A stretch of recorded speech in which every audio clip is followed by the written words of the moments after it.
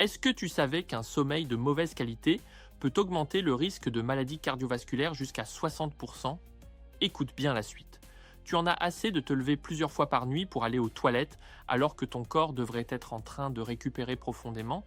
Tu t'endors avec la sensation d'être épuisé, tu as enfin trouvé le calme et pourtant quelques heures plus tard, ton sommeil est brisé par une envie pressante d'uriner. Ce phénomène, qu'on appelle la nicturie, ne se résume pas à un simple inconfort. Il fragmente ton sommeil, perturbe tes cycles profonds, altère ta récupération nerveuse et finit par impacter ton énergie, ton humeur, ta concentration et même ta santé métabolique sur le long terme.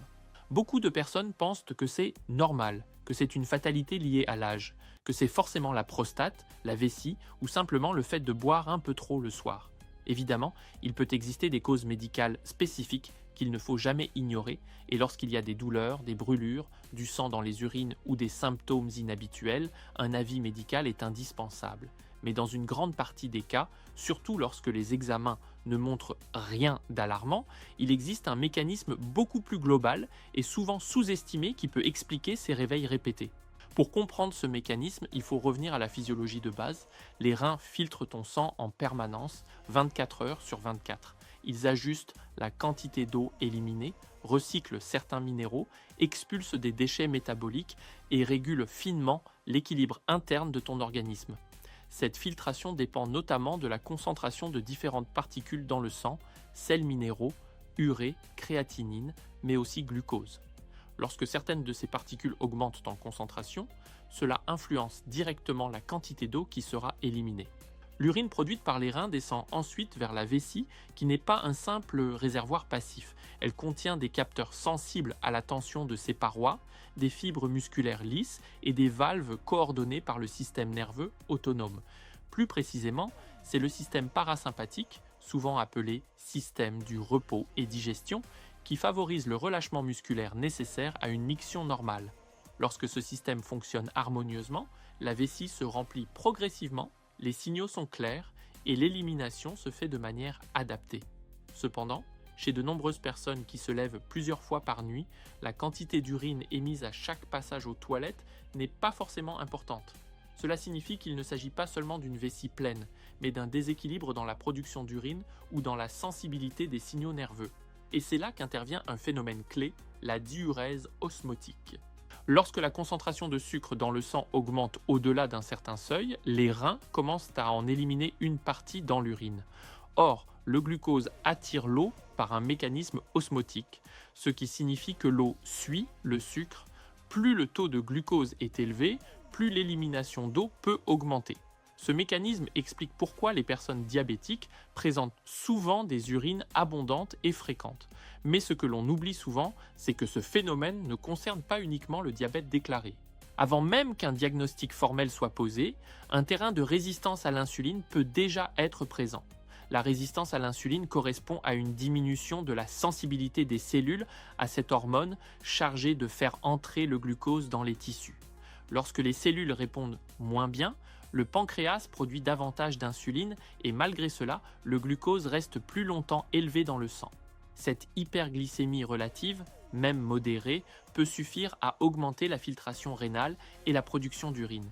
Si l'on observe les profils les plus fréquemment associés à la nicturie, on retrouve souvent un surpoids abdominal, une hypertension, une glycémie limite, une fatigue chronique ou encore des troubles respiratoires nocturnes comme l'apnée du sommeil. Ces conditions ont en commun une altération du métabolisme du glucose et une perturbation hormonale globale. Dans le cas de l'apnée du sommeil, par exemple, les pauses respiratoires répétées entraînent des micro-épisodes d'hypoxie, c'est-à-dire une baisse transitoire de l'oxygène dans le sang. Cette hypoxie stimule le système nerveux sympathique, celui de l'alerte et du stress, et perturbe l'équilibre avec le système parasympathique. Lorsque ce dernier est affaibli, la régulation de la vessie peut devenir plus instable, les signaux peuvent être perçus plus intensément, et l'envie d'uriner peut survenir plus facilement, même pour de petites quantités.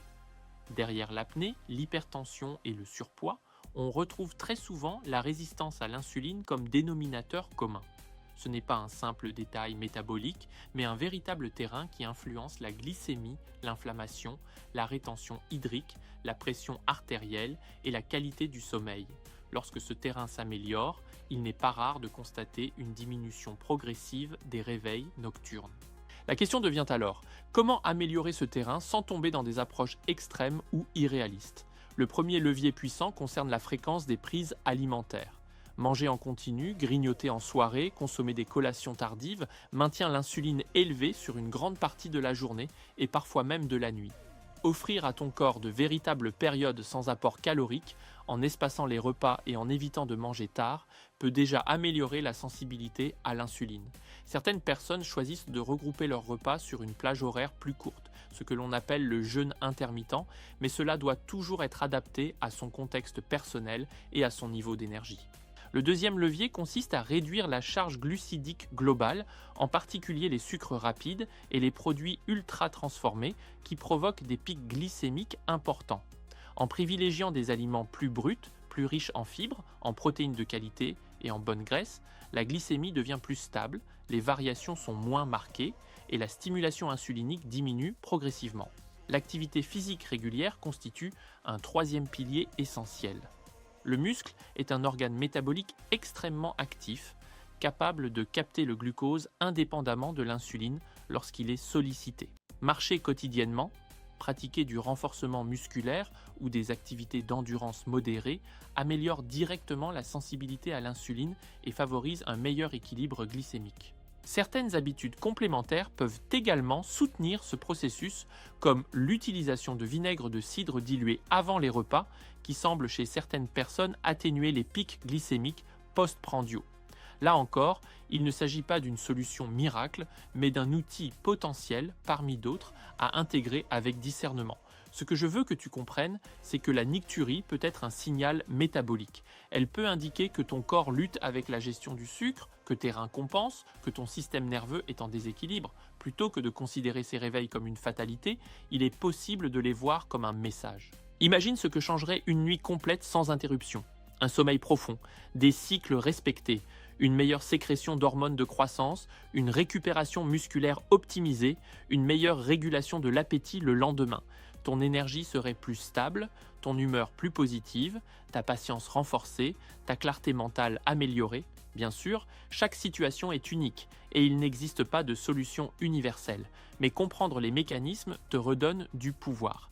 Lorsque tu agis sur la qualité de ton alimentation, sur la fréquence de tes repas, sur ton niveau d'activité physique et sur la gestion de ton stress, tu n'agis pas seulement sur ton poids ou ta glycémie, tu influences aussi la qualité de tes nuits, Ton corps fonctionne selon des règles précises.